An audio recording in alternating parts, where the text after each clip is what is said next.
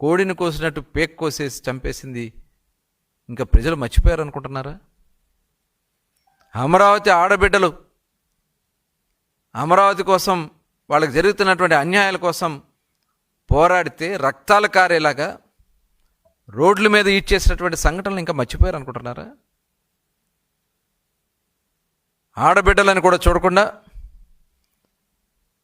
ఎంత నీచానికి దిగారంటే వేశ్యలు అంటారు మీరు. మీ ఛానల్స్లో మీరు వేశ్యలని మాట్లాడిస్తారా? అసలు మీ ఇళ్లలో ఆడవాళ్ళు ఉన్నారనే ఇంగిత జ్ఞానం కూడా మీకు లేదా?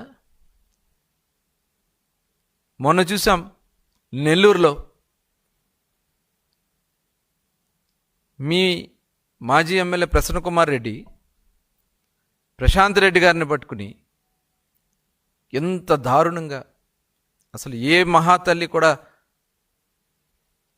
సహించని విధంగా మీరు మాట్లాడినటువంటి మాటలు